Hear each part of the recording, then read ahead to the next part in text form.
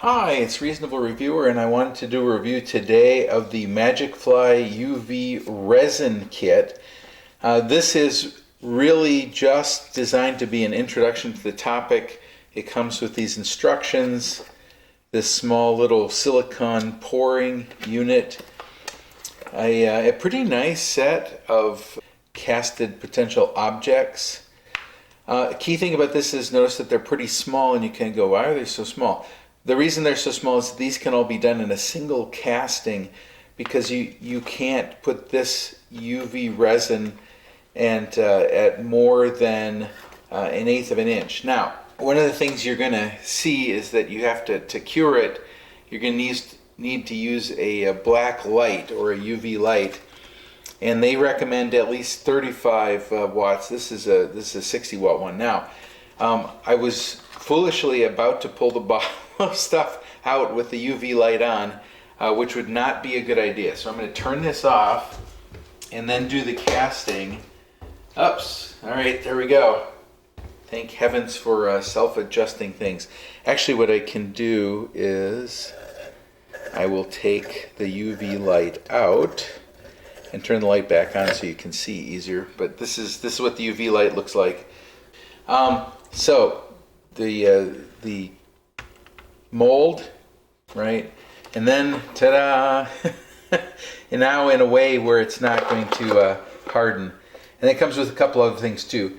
It comes out with this little device that's made out of silicone for scraping and cleaning and things, so that it's easy to clean up later. A set of tweezers for pulling stuff out and gluing things together, and then this applicator. Okay, I'm back with another thing that you probably want, which is some isopropyl alcohol, easy for me to see. So I normally use acetone, which is a little more kind of industrial strength, high powered thing, but the kit says that isopropyl alcohol will work as well, and it does seem to be taking off the what I get on my fingers. Anyway, this is certainly safer and cheaper than acetone. So, but I do have acetone. I use it all the time with the other resin. All right, so that did seem to work. Okay, now here we go. Ta-da!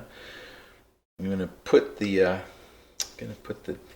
applicator top on. And again, this is not supposed to set until you expose it to UV light. So there's a little bit of a scent. It smells a little bit like nail polish, if you're familiar with that smell. All right, so applicator works pretty well. I'm just going to do a couple of these as a test. Okay. And a little heart here.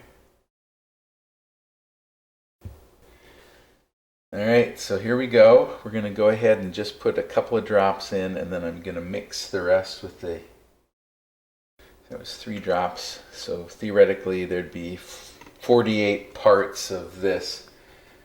But I'm just going to go until it looks like it's not that much. So there we go.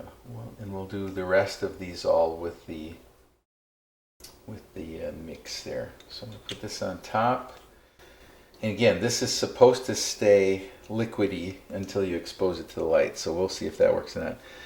And then this is a stir thing you can use. I'm actually going to use something else to stir with though.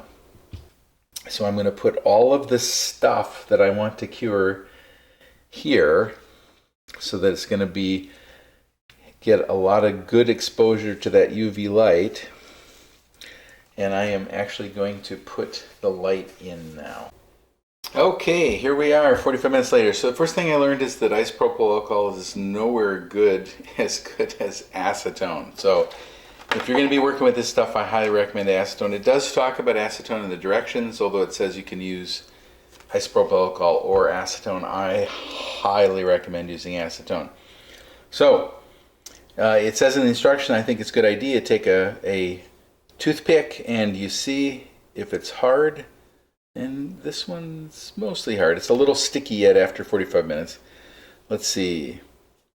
So We'll come back to that in a second. This one, pretty hard. I mean, it's a little soft, I guess. I could leave this on a while longer. Let's see about that.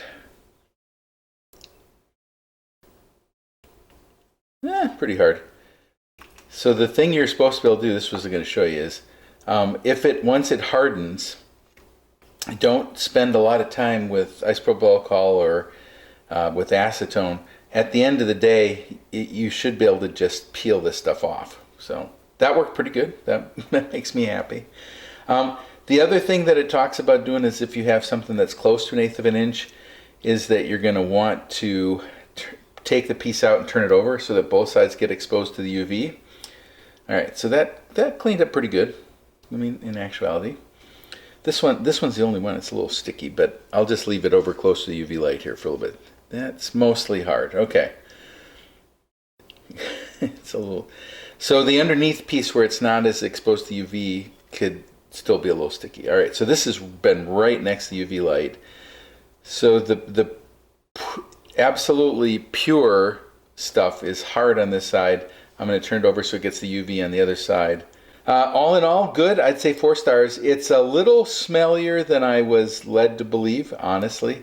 But if you've ever been in Reasonable Reviewer, turns out I don't do my nails. I never do a pedi. But my other half, Mrs. Reasonable Reviewer, she in fact does, and I know that when I go into those nail parlors and things, that they have the same scent that you run into here. So if you've ever been in a place that does professional nail polish, it's the same scent.